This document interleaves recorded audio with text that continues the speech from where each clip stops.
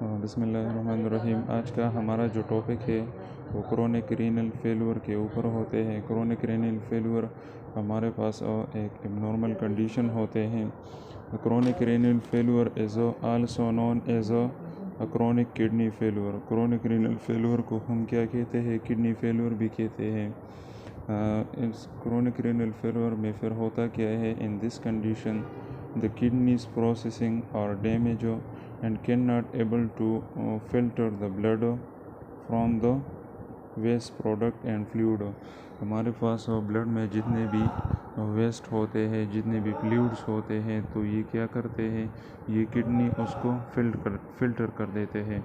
मगर renal failure में हमारे पास ये किडनीज जो होते हैं, इसके जो फंक्शन होते हैं, ये क्या होते हैं? ये सारा डिसेबल हो जाते हैं और फिर ये सही तरीके से काम नहीं करता। This condition are occur due to some abnormalities are occur in the glomerular और tubular of the nephron of the kidneys. ये किस तरह हमारे पास बॉडी में अकर हो जाता है इस तरह के पैथोजेनिक कंडीशन? तो ये some different various types of abnormalities होते हैं जिसकी वजह से ये कंडीशन बॉडी में अकर हो जाते हैं। और ये क्या होते हैं, किसकी वजह से? जबकि रीनल के जो ग्लोमेरुलर वाल्स होते हैं, अगर इसमें कोई एबनॉर्मेलिटीज़ आ जाती है, उसमें कोई ब्लॉकेज आ जाती है, उसमें कोई इंजरी हो जाती है, तो इसकी वजह से हमारे पास क्या होते हैं? सही तरीके से ब्लड फ़िल्टर नहीं होते। और ट्यूबुलर में हमारे पास अगर एबनॉर्मेलिटीज़ आ जाते हैं तो इसमें भी क्या होते हैं? ब्लड सही तरीके से फ़िल्टर नहीं होते और ब्लड में जो मिनरल्स होते हैं, जिसकी जो फंक्शन है ट्यूबुलर में, इसमें सारे जो मिनरल्स होते हैं वो क्या करते हैं? वो एब्जॉर्ब करते हैं। तो ये सारा जो है वो डिस्टर्ब हो जाते हैं। और ये दोनों जो क्या होते हैं इनसाइड नेफ्रॉन में होते हैं, और मिलियंस एंड बिलियंस हमारे पास किडनी में यही नेफ्रॉन होते हैं जो कि हमारे पास structure and functional unit of the kidney है। अब इसके बाद हम क्या करेंगे? पैथोफिजियोलॉजी के बारे में पढ़ेंगे। पैथोफिजियोलॉजी किसे कहते हैं? Patho mean abnormal and physiology mean normal study inside of the body. जो सारा भी है इसका प्रॉपर डिफिनीशन है, इस पर अलग एक वीडियो मैं फिर बनाऊंगा। पैथोफिजियोलॉजी इसमें हम पैथोलॉजी को और नॉर्मल स्टडी हम किसी ऑर्गन के या किसी बॉडी के या किसी बॉडी टिश्यू के बारे में हम जो स्टडी करते हैं तो उसको हम पैथोफिजियोलॉजी कहते हैं। सो पैथोफिजियोलॉजी हम क्रोनिक रीनल फेलुअर के पढ़ेंगे। The chronic renal failure are either glomerular और ट्यूबुलर डिसफंक्शन। रीनल फेलुअर हमारे पास कॉमनली किसकी वजह से अकर होते हैं बॉडी में?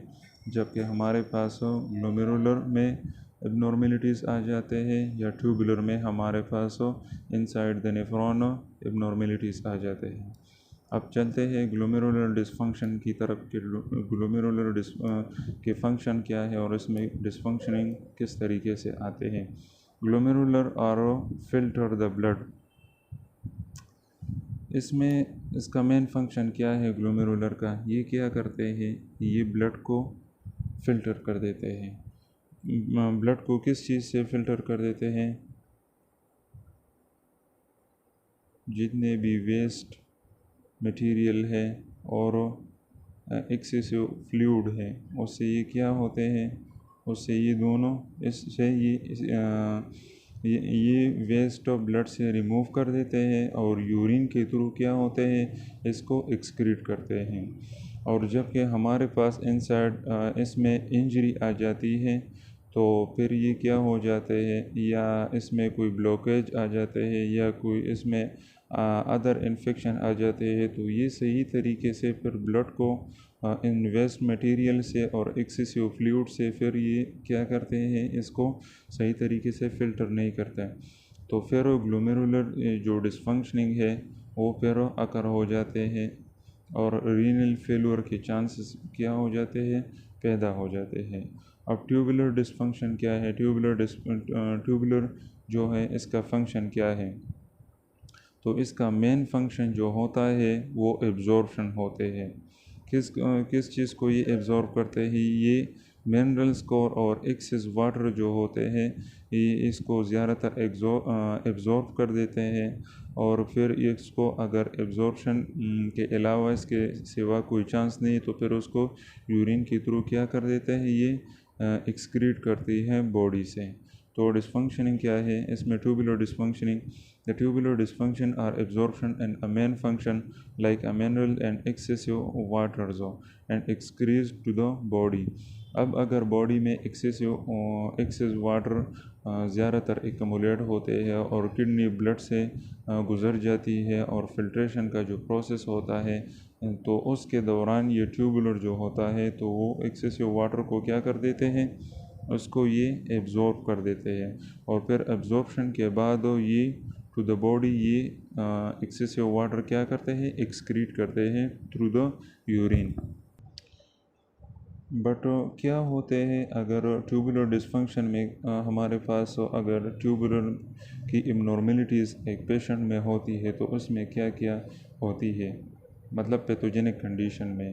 ट्यूबुलर तो हमारे पास नॉर्मल में ये क्या करते हैं, जो जितने भी मिनरल्स हैं उनको ये एब्ज़ॉर्ब कर देते हैं और एक्सेसिव फ्लूइड जो होते हैं वो ब्लड से एब्ज़ॉर्ब करके फिर यूरिन में इनको एक्सक्रीट कर देते हैं। But in this abnormal condition, tubular RO cannot absorb the excess of fluid and some other waste from the blood is the result of these excess of fluid or become in a blood circulation and cause some other abnormalities in body like inflammation and generalized edema। क्या होते हैं कि इसके दौरान ये excessive fluid जो है ये बॉडी में फिर एकमुलेट होते हैं क्योंकि इसमें तो डिसफंक्शन आई हुई है ट्यूबुलर में और वो एक्सक्रीट नहीं करता यूरिन में, तो इसकी वजह से ये बॉडी में एकमुलेट हो जाते हैं और इन्फ्लेमेशन प्रोड्यूस करते हैं बॉडी में और जनरलाइज एडिमा जो होते हैं वो जिसकी वजह से ये पैर और हाथ और बॉडी में जो स्वेलिंग आ जाती है और beneath the skin normal water जो होते हैं एक्सेसिव फ्लूइड नॉर्मल एकमुलेट होते हैं तो जिसकी वजह से बॉडी में स्वेलिंग आ जाती है तो इसको हम एडिमा कहते हैं। तो वो पैथोजेनिक कंडीशन फिर जिसकी वजह से भी बॉडी में प्रोड्यूस होते हैं। अब इसके काजेज़ क्या है?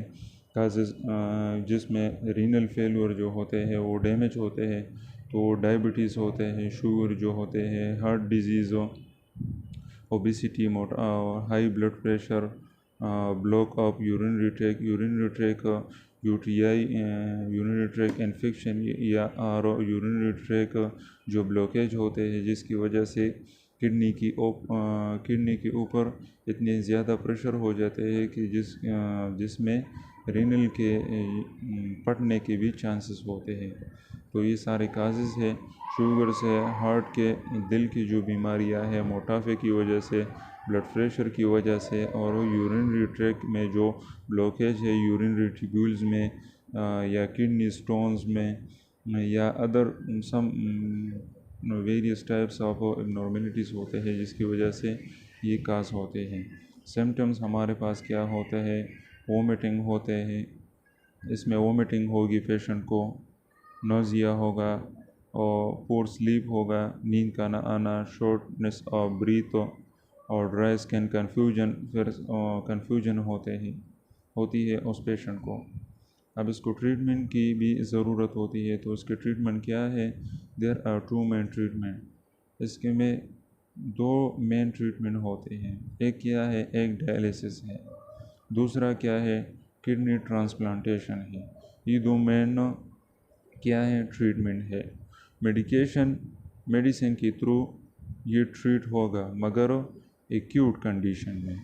अगर क्रोनिक को ये चला गया तो फिर इसका क्योरेबल चांसेस कम्प्लीटली फिर ख़त्म होगा। अच्छा, फिर इसको मैं फिर समराइज़ फॉर्म में बताता हूँ। क्रोनिक रीनल फेलियर में हमारे पास क्या है?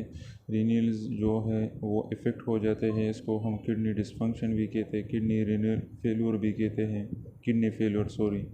इसके टाइप्स हमारे पास ग्लोमेरुलर रीनल फेलियर होते हैं। इसमें क्या हो जाते हैं?